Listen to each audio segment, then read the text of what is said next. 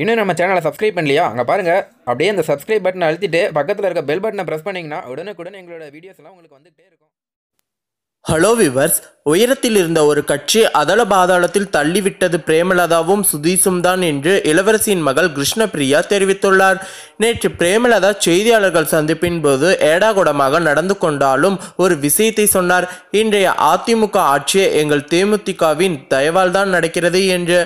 எதை வைத்து பிரேமலதா அதை சொன்னார் என்று தெரியாது. உண்மையில் அதிமுகவுடன் முதல் முறையாக தேமுதிக கூட்டணி வைத்த போது அந்த தேர்தல் தான் அக்கட்சி உயிர் பிழைத்தது. இல்லாவிட்டால் அது அப்போதே காணாமல் போயிருக்கும்.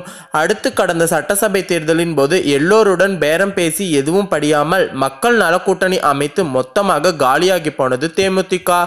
அதிமுக மீண்டும் வென்றது. அந்த தேர்தலில் அதிமுக அல்லது திமுக யாருடன் சேர்ந்திருந்தாலும் தேமுதிக நிச்சயம் பலன் பெற்றிருக்கும்.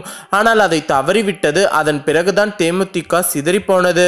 இந்நிலையில் தான் கிருஷ்ணபிரியா ஒரு ட்வீட் போட்டுள்ளார். சொத்து குவிப்பு வழக்கில் சசிகலாவுடன் சேர்ந்து சிறைக்கு சென்ற இளவரசியின் மகள் கிருஷ்ணபிரியா அவ்வப்போது அரசியல் கருத்துக்களை பதிவிட்டு வருகிறார். அவர் வெளியிட்டுள்ள அந்த ட்விட்டர் பதிவில் 2006 முதல் தேமுதிக திரு விஜயகாந்த் அவர்களால் அடைந்த உயரத்தின் அடையாளங்கள் எல்லாம் அளிக்கப்பட்டு அதல பாதாளம் செல்லக்கூடிய அறிகுறிகள் எல்லாம் அருமையாக தென்படுகிறது.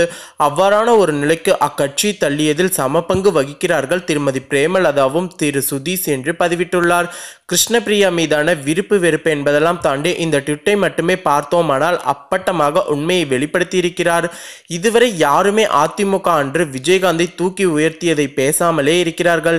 எல்லாவற்றையும் இன்றைய அதிமுக தலைமை மறந்துவிட்டதா என்று தெரியவில்லை. ஆனால் விஜயகாந்த் எட்ட முடியாத உயரத்துக்கு போனது எந்த அளவுக்கு உண்மையோ அதே அளவுக்கு உண்மைதான் அதல பாதாளத்துக்கும் போனது. இதில் விஜயகாந்துக்கும் பங்கு இல்லை என்று சொல்ல முடியாது. அவருக்கு இன்றைக்கு தான் உடம்பு சரியில்லை. அன்று நன்றாக இருந்த போதே குடும்பத்தாரை கட்சிக்குள் விடாமல் சுதாரிக்க தவறியது விஜயகாந்த் தான். தீதும் நன்றி பிறர் தார்வாரே என்று விஜயகாந்துக்கு தான் பொருந்தும் என்று குறிப்பிட்டிருக்கிறார். தற்போது இந்த தகவல்கள் தான் சமூக வலைத்தளங்கள்ல வைரலா பரவிட்டு இருக்குது. மேலும் இந்த தகவல் உங்களுக்கு பிடிச்சிருந்ததுன்னா லைக் பண்ணி ஷேர் பண்ணுங்க. இது போல தகவல்களை தெரிந்து கொள்ள நம்ம சேனலை உடனடியாக சப்ஸ்கிரைப் பண்ணுங்க. தேங்க்யூ.